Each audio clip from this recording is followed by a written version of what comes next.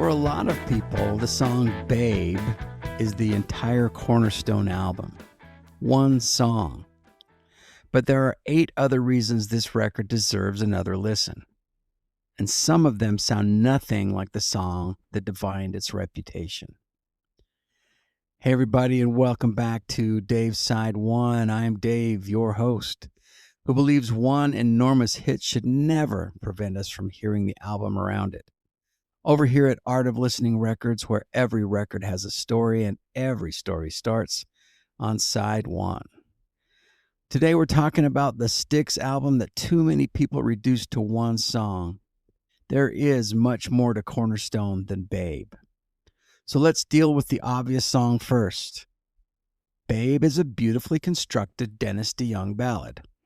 It has a clear melody, a memorable vocal, a strong emotional center, and it reached an audience far beyond the listeners who already knew Styx.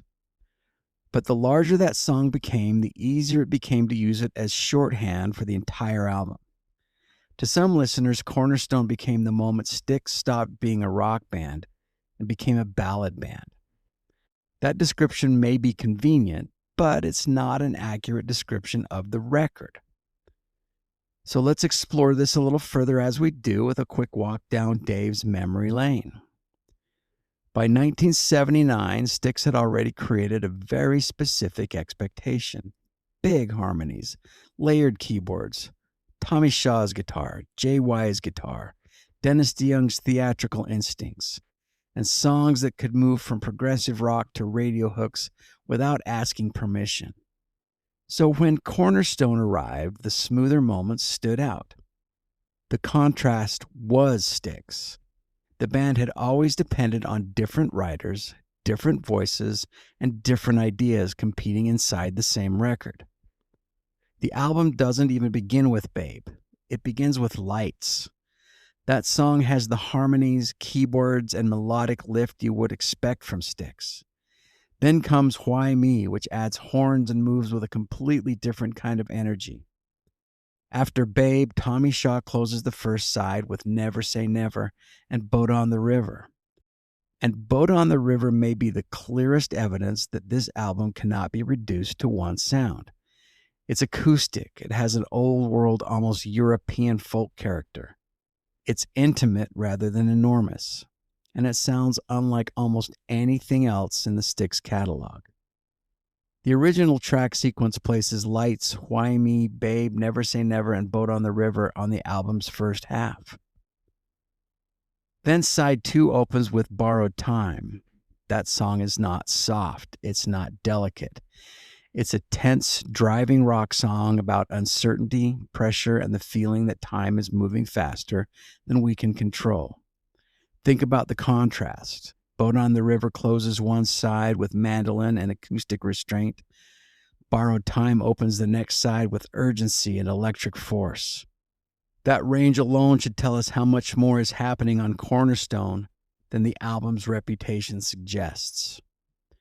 Eddie brings James Young's harder and more direct personality into the album. Love in the Midnight gives Tommy Shaw room to close the record with atmosphere, guitar, and drama. Even First Time, another Dennis DeYoung ballad, doesn't simply repeat Babe. It's more theatrical, more deliberately romantic, and depending on your taste, it may either reinforce what you love about Dennis DeYoung or reinforce exactly what you do not. But that disagreement is part of the Styx story. This was never a band built around one writer or one musical personality. I understand why Cornerstone divides listeners. If you want every Styx album to sound like Pieces of Eight, this record may feel too polished. If you prefer the theatrical side of the band, some of the harder songs may feel like interruptions. But I don't hear those differences as evidence that the album has no identity. The differences are the identity. Cornerstone is the sound of several talented musicians pulling Styx in different directions, and somehow still sounding like Styx. So no, I'm not asking anyone to pretend Babe was a minor part of this record. It was not. And I'm not asking people who dislike the song to suddenly love it. I'm asking for something simpler. Don't let one song make the other 8 disappear.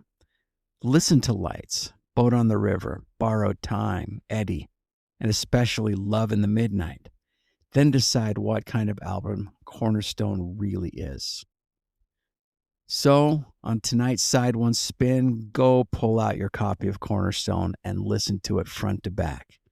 And decide for yourself what's the best song on Cornerstone other than Babe.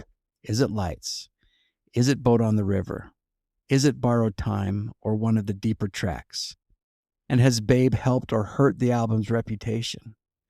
Give me your song and your argument in the comments. Well, that's it for today's Side 1. Thanks for spending a little time with me once again. And please keep that needle in the groove, and we will talk to you tomorrow about an Alan Parsons Project album that arrived between musical eras, and it may have been overlooked because of it. Talk to you tomorrow.